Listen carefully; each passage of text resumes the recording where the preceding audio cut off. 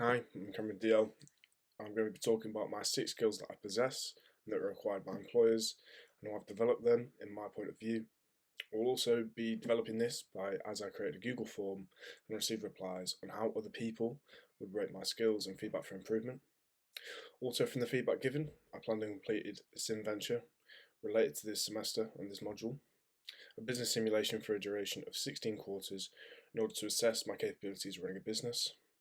From this, I also used the simulation to develop skills and planned how I would continue to develop and grow them for future employment to make both the simulation and the skills form worthwhile. I'm going to be talking about my 6 skills that I've chosen and how I'd rate myself in each section. So I started off with communication. This leads to coordination between your colleagues and allows goals and targets to be accomplished. It leads to you expressing yourself clearly and understanding feelings, needs, and intention of others. This is a skill that is important in most areas of employment. This is a skill that I'd say I'm fairly developed at. I've done presentations before. I'm part of the American football team at Sheffield Hallam, so I rate myself a 4 out of 5 in this. I wouldn't say I'm at all bad at it. Moving on to my ability to work in a team. So people working at their potential in teams obviously generate better solutions, more productivity than individual members working independently. Thus, it's been an important skill that most employers do look for, and especially in business, as it can build relationships with other team members and allows an increase in productivity. As I said before, I'm a Sheffield Hallam American football member. I'm fairly used to working in a team. I played football and rugby all my life too, so I would rate myself a 4 out of 5 for this skill. Now, moving on to analytical skills, obviously numeracy is a key skill for an economist. So in order to be ready for when I work in economics, it's key that my math skills are at their best level. It's also found that students in economic classes improve their analytical skills during the semester by almost 7 to 11% compared to those who don't study economics. However, I wouldn't say I rate myself as highly, as in my recent test I did get 45 out of 100 in my microeconomics exam. Now this is something which, although it's a pass, it's something that I obviously do want to work on because I'm trying to aim for obviously a first or a 2-1. So because of this, I would actually rate myself 3 out of 5. Moving on to self-drive. It's important that economists have the ability to motivate themselves when needed. Managing your own time and setting priorities can be crucial when there's a difficult task to complete. It's a skill that will help in all aspects of your career and obviously day-to-day life. Because of this, I want it as a high standard. Luckily, I would say I have this self-drive. I'm easily motivated to do things. I always manage to do things on time. I always, especially with uni work, always manage to do things on time. I always hand in my deadlines on time. So for this, I would actually give myself a 5 out of 5. But obviously, with this 5 out of 5, it's important that I keep at this level. So this is why I have chosen it.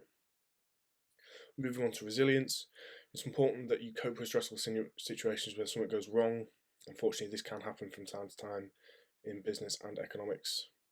It's important to find how you cope and manage with a problem and can be the difference between success and failure. I would say I'm a very resilient person. I would say that I do manage when hard things do happen. However, in situations where the situation is very stressful, or in terms of like maths, something like that, I do struggle. If I just get bogged down and I get too stressed out, that can happen. So I would rate myself a 3 out of 5 for resilience. For time management, some very important skill to master. Learning how you manage your time can obviously lead to increased efficiency and can empower you to achieve more in your work. It's essential that you know how to manage your time in a business and to make sure you meet all the expectations of both your customers and your supplier in a business environment.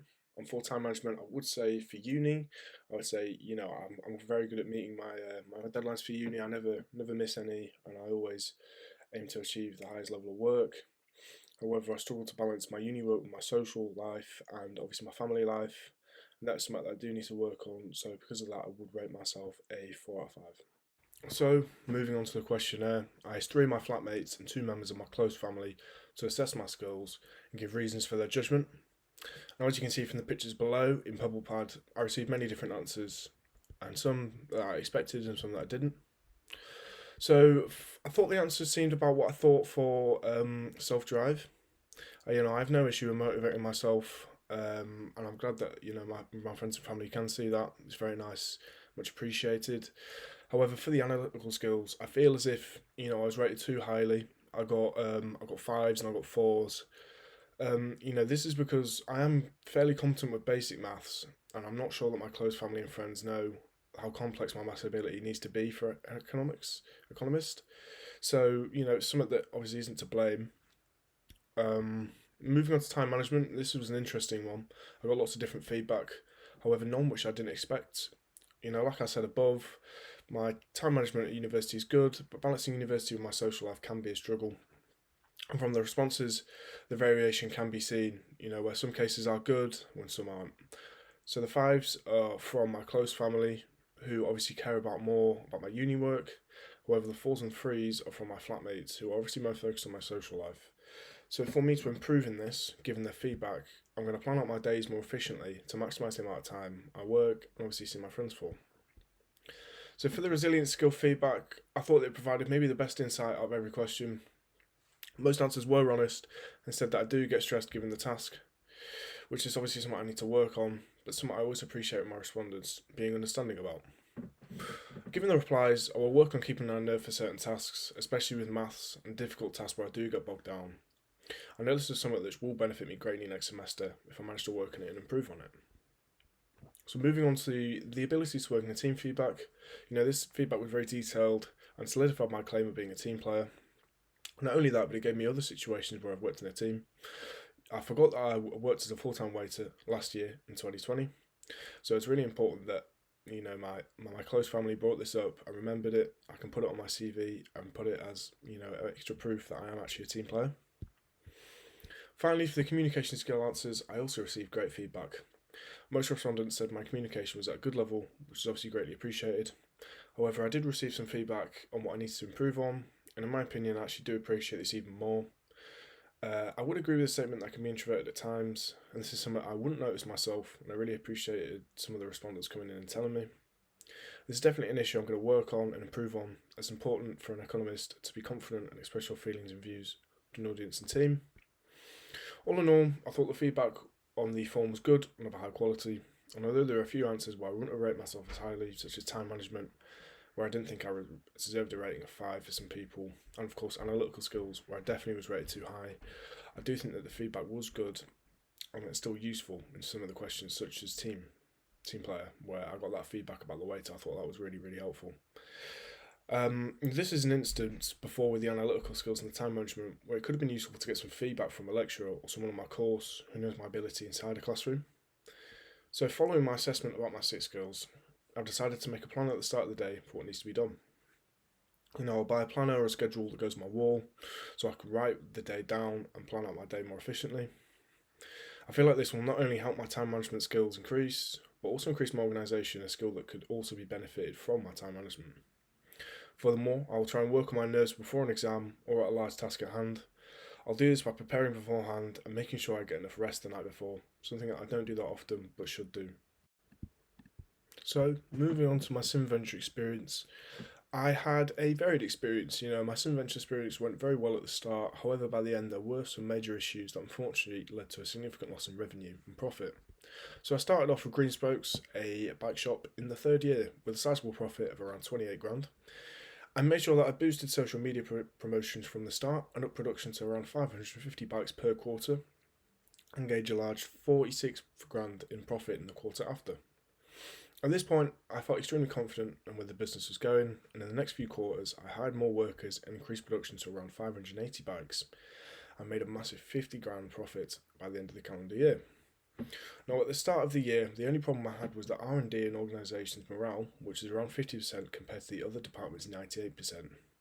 Now, as a result of this, I offered overtime pay and increased their wages. However, none of this did work. Now, nonetheless, though, Green Spokes was growing at an increased rate, with the business being valued at 200k more than it was at the start of the 3rd year of me taking over. Now, the 4th year, this progress remained the same, with profit never shying below 39k, and we received a high of 59k, while orders were actually reaching a grand by the end of the year, which was obviously amazing.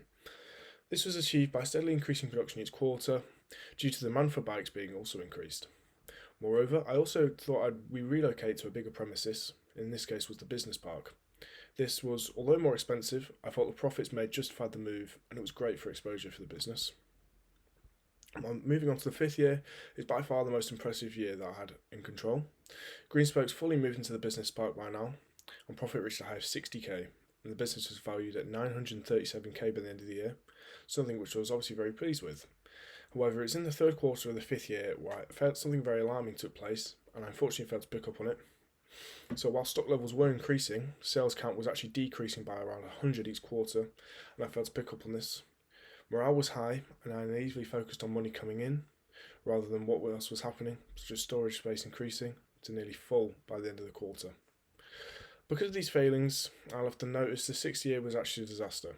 For whatever reason, and I'm still speculating myself, I managed to go from 60k net profit with sales of 781 to a net profit of minus 45k and a sales count of 344 in one quarter. Now this change is drastic and unfortunately set the tone for the final year. Greenspoke's value decreased by a whopping 400k, and I'm not too sure what happened. I tried to resolve what happened by reducing production and cutting costs where I could, but every quarter was a loss. My theory, after doing the research after, I wrongly assumed that customers would buy the same product for nearly 4 years, and I didn't conduct any market research. And as a result, I thought that this was my biggest failing. It could have been that I produced too much stock, but even as I limited the amount I produced, no one would buy the product. From this experience, I learned how important it is to read over the data each quarter, and to make sure that every department is looked after meticulously, to make sure that factors such as hours allocated, worker morale, and efficiency are an optimal amount, something which I failed to do each year. So to handle this situation better, I believe I could have taken my time each quarter. Although I did spend a long time on each quarter, I mostly just focused on production, something which increased profits, but in the long run meant that factors such as research and development were overlooked. Now, if I did this activity again, I would start by increasing market research and reading the reports on what bikes customers are after, as having good market intelligence helps minimise risks when making key business decisions. Then, I would increase research and development to meet demand for the certain bikes in the future, so I would always meet the demand needed. I would increase production to meet demand, something that's worked well for me when I ran it, and then focus on team morale by increasing pay and overtime pay when I have enough profit. Hopefully by doing this, I feel like I would have had a more successful business in the long run. Although it may not be as profitable in the short run, I believe my fourth year, the business would have reached its targets of 100k net profit and a company value of 1 million. Reflection, so I used Gibbs' reflexive cycle and then the Kolb model. I hope these would find a greater insight on what went wrong in the sim venture and how my 6 skills have grown as a result, and more importantly how to fix these issues in the future. So starting with Gibbs' reflective model, my experience in the module was using obviously a business simulation, which I've just talked about, known as SimVenture, to run a bike shop for 16 quarters and see how well I would do, controlling factors such as production, marketing, R&D and organisation to make the company more successful. This can be achieved through factors such as company value, amount of stock sold and net profit. I quite enjoyed this experience. I not only found it challenging but also fun, as I've never attempted anything as complex as running a business before. I also thought it would be a good platform to test some of my skills out that I was trying to improve, such as analytical skills, resilience and time management. So during the simulation, as I said, I quite enjoyed myself, especially for the 3 years that I was in charge where I was fairly successful. The final year was more challenging, however it wasn't tedious by any means, and I found the challenging of trying to make back the money I lost worthwhile. Furthermore, I also thought I did an average job at running the business. I increased company value to over 900k by the end of the third year. And even though the fourth year didn't end as planned, I still came away from the activity feeling satisfied in what I've already achieved and felt that I certainly made progress in developing my skills. For example, my analytical skills grew, so I was reading data in a business situation, such as quarterly reports and graphs on sales. Now this was confusing at first, but in the end it actually made sense. Now furthermore, research shows that SimVenture actually improves students' appreciation of business in general and the challenges entrepreneurs have to face in running a business. Now this is something that I can safely agree on. So what went well, particularly running the simulation, was the production levels and how much stock was selling each quarter. During the 3 years, I increased the level of employees in stock level by a large margin and could still not fill the demand for a product, something which I didn't expect to happen. I would also have a high net profit each quarter compared to what it was before I took over. The company started off with net profit of 28k, and at its height, I managed to accumulate a net profit of 60k. Furthermore, the increase of social media advertisement went well too, as the sales of social media increased by 30k in less than a year. However, with this being said, there were some large downsides. For starters, I couldn't increase morale for both the organisation and R&D sides of the company, and this is a problem throughout the 16 quarters that I never really fully fixed. Even when I increased wages and overtime pay, I always faced the problem of low morale, especially with the organisation department. Moreover, probably the largest downside happened in the fourth year, where the demand for bikes sold plummeted and meant that my net profit was minus 45k at the start of the fourth year. Now, although I tried to reduce this by reducing stock level and making staff redundant to cut costs, I faced a negative net profit each quarter in my final year. Profit and company value was high at the start because I read the demand for the product well and increased stock level and production accordingly. The company also moved to a larger premises at the start of my third year in charge, meaning company exposure and image increased, which added to my demand for product. However, demand dropped drastically during my fourth year due to me not changing my product after 3 years in charge. This poor fourth year was due to me not investing enough into R&D and marketing, and as a result, I didn't understand the market very well, but also the competitors and their products.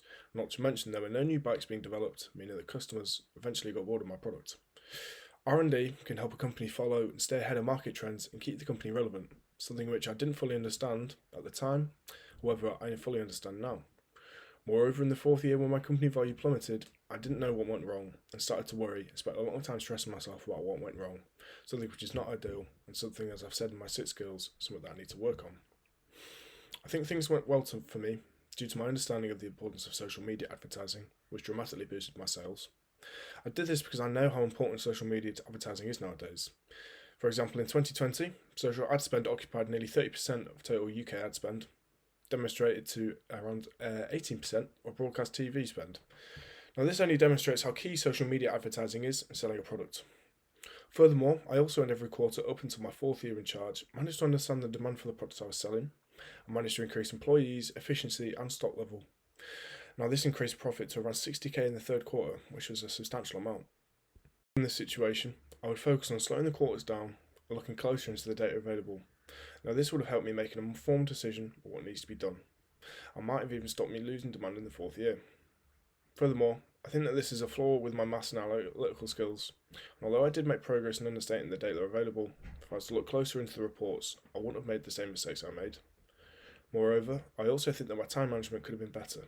Even though I did 2 hour actions every day in a quiet place, which in this case was the library, maybe using studying techniques such as the Pomodoro technique, where I work for 25 minutes and rest for 5, would have been a better use of my time. Now, in terms of my resilience growth, I made good progress and kept focus and worked hard until the fourth year. However, in the fourth year, I did start to panic a little bit. Now, in case, I should have kept my cool and focused on how to fix the problems. Now, this is something that I definitely will work on. To venture again, I'd first use the Pomodoro technique to maximise my learning capability, and then every quarter, I'd analyse every department's data to understand what's going well and what's not. I would also focus less on production and short-run growth and more on market research and long-run growth, understanding what customers want and what competitors are selling. In doing so, I think I would be far more successful than I was in my first run. A skill that I may need to help me is the leadership skill. Now, although it's not one of my skills I'm growing and developing, leadership's professional traits include high confidence and deliberation, low anxiety, and ability to motivate. Now, this is something which I think would benefit me greatly, and will even mean that certain skills such as resilience and time management will increase as a result. Cycle. This situation I'm reflecting on is my experience with SimVenture as a whole. As I've already stated, it gives reflexive cycle above. So my feelings at the time of me partaking in this were positive. I felt confident, and even during the simulation, I was confident in my ability to make the company more successful. It was only during the end of the simulation where I lost my confidence as profits plummeted. Now, looking back at the situation, I think this was only natural, as at the time I didn't understand what went wrong as it was so sudden. However, knowing what I do now, I should have kept my cool and looked through the data more thoroughly. Now, in terms of what went well, there were many successes. For starters, I increased profit every year until the fourth year in charge. The company value was at an all-time high of 935k. Furthermore, the demand for the product increased every year until the start of the fourth year. This leads to increased stock and increased production and increased employees, which obviously indicates positive growth. Moreover, I also thought my analytical skills were growing and I made significant improvement. However, this leads on to what didn't go so well. Unfortunately, I wasn't able to replicate my success in the fourth year in charge and faced losses as low as minus 45k in one quarter. This is due to me not allocating enough hours to certain departments and mostly focusing on the production side of the business. If I was focused more on the research and development side and the marketing side, I would be able to develop new products to suit the market and conduct market research in order to see what customers demanded. This is something which I did not take advantage of. Moreover, it also led to low morale for my 4 years in charge for R&D and organisation department. This is something that I never really worked out how to fix. Now, a study by Harter, J.K., Schmidt, F.L. and Hayes can be put into practice and that indicates how important employee satisfaction is. In 36 organisations, the researchers found positive and substantive correlations between employee satisfaction engagement and the business unit outcomes of productivity, profit, employee turnover, employee accidents and customer satisfaction. This demonstrates how not worrying about morale may not have affected me in this venture, but if I was actually running an actual business, it would have proved to be problematic early on. Furthermore, much like Lazenby found out, training, modelling, and conveying confidence in employees' abilities can increase their chance of success and maximise their future performance, and this is something I fell short of in the simulation.